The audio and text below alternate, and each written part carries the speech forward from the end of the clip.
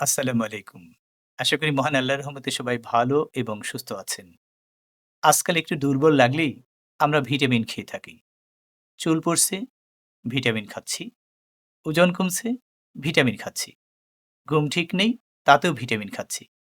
কিন্তু প্রশ্ন হলো, বাজারে প্রচলিত এইসব ভিটামিনগুলো কি সত্যি নিরাপদ? আর এগুলো খেলে ক্ষতির সম্ভাবনা আছে কিনা সেটা আমাদের জানা নেই। আজকের এই ভিডিওতে আমি কথা বলবো, কেন অপ্রয়োজনে বাজারে প্রচলিত ভিটামিন খাবেন না, ভিটামিনের বিকল্পই বা কি? আর যদি খেতেই হয় তাহলে কিভাবে খাবেন? চলুন শুরু করা যাক। শরীরে ভিটামিন ঘাটতি না থাকলেও আমরা অনেকেই ধারণা করে নিজে ভিটামিন কিনে খেয়ে থাকি। সবচেয়ে বড় সমস্যা কিন্তু এখানেই।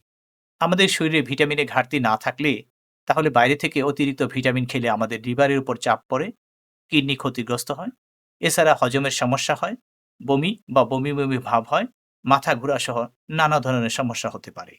বিশেষ করে ভিটামিন এ, ডি, ই, কে এগুলো অতিরিক্ত হলে শরীর থেকে তা সহজে বের হতে চায় না। মাল্টিভিটামিন মানে নিরাপদ, এই ধারণাটা আসলে মারাত্মক রকমের ভুল। বাজারে যে সকল মাল্টিভিটামিন পাওয়া যায় তার একটিমাত্র ট্যাবলেটে 20 থেকে 30 রকমের উপাদান থাকে বলে দাবি করা হয়। এটা নিয়েও যথেষ্ট বিভ্রান্তি আছে। তাছাড়া আপনার শরীরের কোন ভিটামিন দরকার আর কোনটা দরকার নেই তা ওই ট্যাবলেট কিভাবে জানবে? ফলে যেটার দরকার নেই সেটাও আপনি প্রতিদিন খেয়ে যাচ্ছেন। আর সব ভিটামিন কিন্তু একরকমভাবে শোষিত হয় না। বাজারে এমন অনেক ভিটামিন আছে যেগুলো নিম্নমানের, এগুলো শরীরে ঠিকমতো শোষিত হয় না। শুধু প্রস্রাবের সাথে বের হয়ে যায়। তার মানে আপনি টাকা খরচ করছেন কিন্তু শরীরের বিনিময়ে কিছুই উপকার পাচ্ছে না।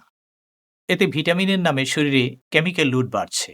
অনেক ভিটামিন ট্যাবলেটে কৃত্রিম রং থাকে, থাকে প্রিজারভেটিভ, সিনথেটিক ফিলার, যেগুলো দীর্ঘদিন খেলে গ্যাস্ট্রিকের সমস্যা, অ্যালার্জি, লিভার এনজাইম বাড়ার ঝুঁকি থাকে। আসলে ভিটামিন কোনো রোগের বিকল্প না। অনেকেই ভেবে থাকেন ভিটামিন খেলেই সব ঠিক হয়ে যাবে, কিন্তু তা মোটেই ঠিক না। যেমন অ্যানিমিয়া, অর্থাৎ রক্ত স্বল্পতা শুধু ভিটামিন খেলে সারে না। ডায়াবেটিক রোগ ভিটামিনে ঠিক হয় না। শরীরের দুর্বলতার কারণে যদি ভিটামিন খান সেটাও ভুল কারণ হতে পারে, কারণ দুর্বলতার আসল কারণ না জেনে ভিটামিন খেলে কোনো ফলই পাওয়া যাবে না। এখন তাহলে কি করবেন? এর জন্য প্রথমে একজন চিকিৎসকের পরামর্শ নিতে হবে।